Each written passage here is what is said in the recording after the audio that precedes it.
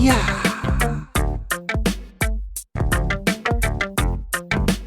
Yeah.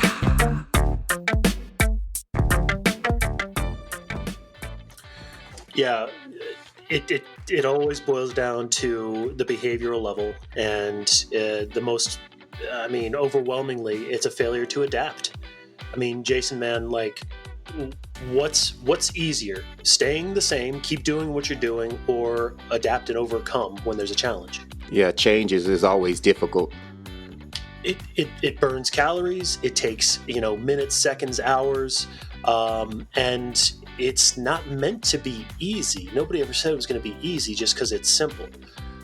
So there's a mistake there. There's kind of fooling yourself into believing that you can be a drive-by trader, or you probably heard this expression, play around in the stock market, something like that. Yeah.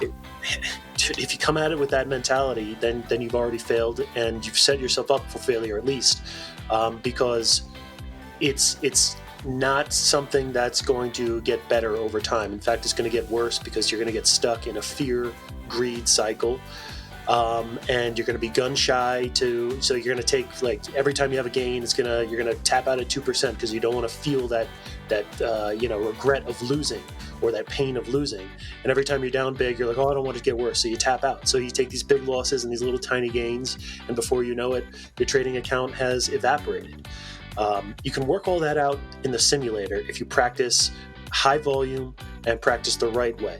That's the antidote, is the familiarity and building that trust that Jess was just elaborating on through your practice and through that self-discovery of staying organized and using that trading log. But the failure to adapt is often because you just don't know what to do. You don't know how to do your homework and practice right.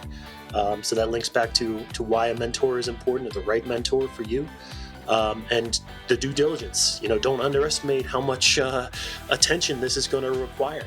It's not going to have, it's going to be not going to be like a newborn baby, but it is going to be like a newborn business. So